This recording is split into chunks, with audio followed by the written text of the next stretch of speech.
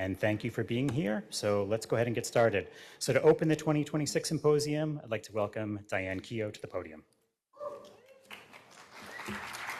Hi, everyone.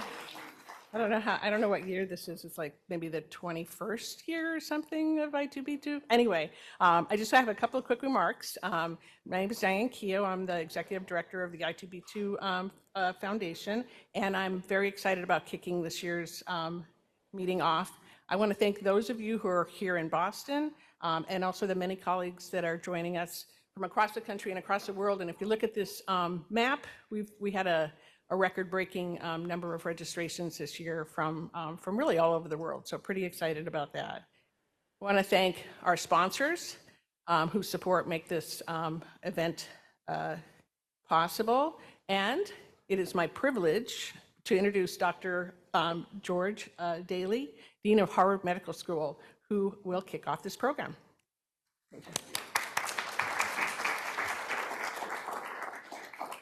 Thank you.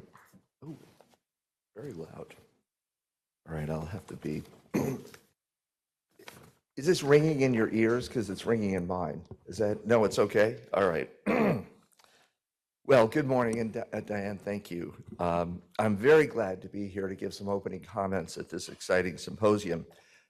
I actually remember talking with Zach Gahane and David Golan a few years ago about what at that time felt a bit like a pipe dream. The idea that we might be able to connect siloed patient data in a way that was really generally beneficial. And I would say it took years of building trust, years of governance crafting to make it happen.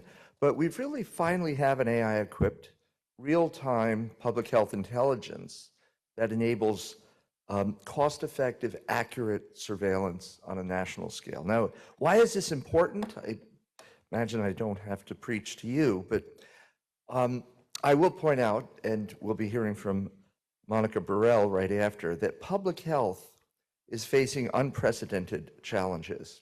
Infectious diseases, as we know, chronic illnesses are putting increased strain on health systems and demanding constant innovation in how we protect and treat people. Now, these pressures are intensified by more obvious factors such as population growth, population density, genetics, by global migration, environmental change, pollution, all of which drive the emergence and spread of infectious diseases and also contribute to chronic illnesses. So we need powerful tools on two fronts. One, to detect, characterize, and prevent disease, and two, to develop, test, and target effective treatments. Now, vital to both aims is the availability of tools that link diverse data across domains, across clinical care, public health, and research in ways that are secure, interpretable, and actionable. And I think you will, again, hear more about this from Dr. Burrell. Now, one such tool is i2b2, which was originally created at Partners Healthcare and the Brigham and Women's Hospital and Harvard Medical School. It was part of the National Centers for Biomedical Computing initiative that was funded by the NIH. I was just talking to Sean Murphy, Griffin Weber. But as I understand, the person whose strategic vision and early support laid the foundation for ultimately what became i2b2 was Gene Brownwald. And I see Sean nodding his head. Now, Gene passed away. Some of you will know Gene passed away in April. Gene was an absolute titan in the Harvard medical community, but also very, a global thinker. And his leadership, both within the field of cardiology and outside, it was extraordinary. Now, i2b2 stands for, and I always have to write this down because it's a great, catchy, but I can never remember what it actually stands for. But it stands for Informatics for Integrating Biology and the Bedside, i2b2. But importantly, it pulls clinical data sets together and lets researchers query them for discovery research, translational medicine inside a single institution. Now, since its launch, i2b2 has been used by over 200 institutions globally, making it one of the most widely adopted open source clinical research information informatics platform in the world. Now, our own Massachusetts Consortium on Pathogen Readiness, Mass CPR Data Network, which is powered by i2b2, amasses 10 years of data from more than 7 million patients at the Mass General Brigham, the Beth Israel Lahey Health, and the Dana-Farber Cancer Institute, and we're still chasing a few other institutions to join. If we were able to connect this data with state health departments, we could enable even better research and enhance monitoring of infectious disease outbreaks through surveillance, including wastewater surveillance. Now, i2b2's companion platform, SHRINE, which stands for Shared Health Research Information Network, connects institutions that each have their own i2b2 instance, allowing institutions to run secure cross-site queries and receive back de-identified results. This eliminates the privacy concerns that would come with pooling patient-level data in a central repository. The SHRINE platform was devised by the brilliant Griffin Weber, Associate Professor of Biomedical Informatics at Harvard Medical School, together with the equally brilliant John Murphy and colleagues.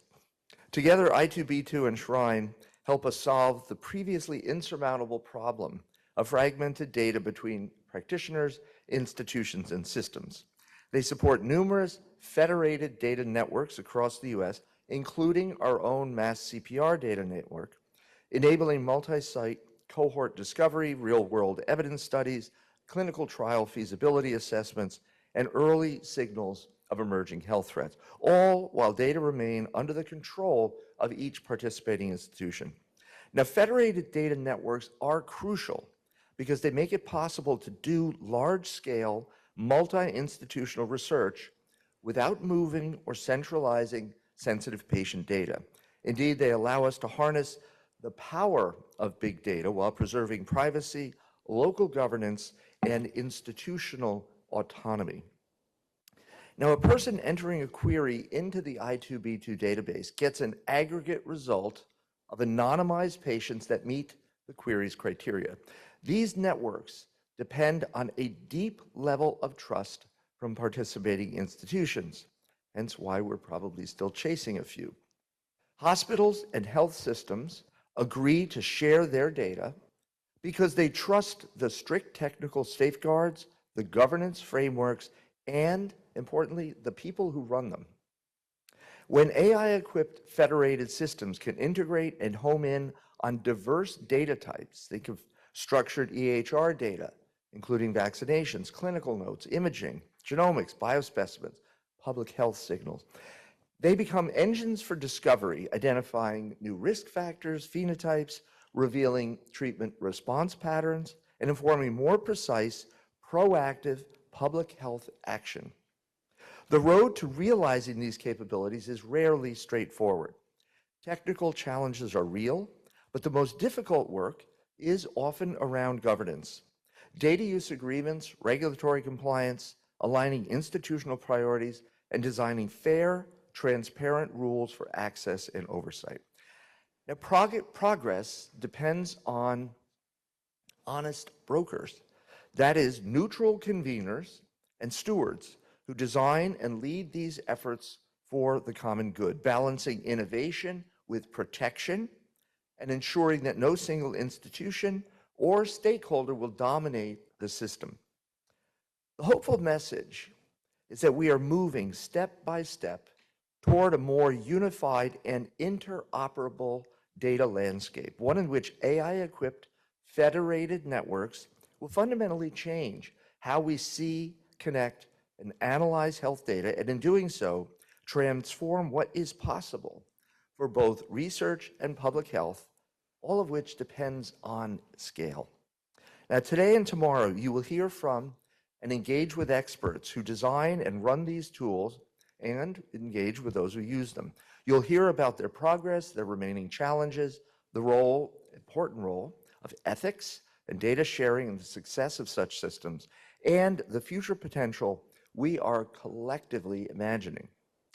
I'm a firm believer that connectivity can make things simpler while enabling the unprecedented, and I believe that this group and its audiences are at the forefront of indeed what are unprecedented breakthroughs. Now, indeed, unifying AI-equipped data sharing, unifying the data sharing, importantly, is going to revolutionize medicine, research, healthcare, and that revolution is beginning right here with the advent of the i2b2 and the Shrine platforms.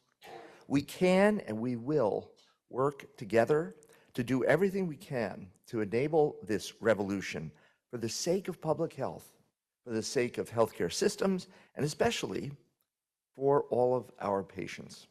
So thank you for participating, and I will turn it back over to Nadine.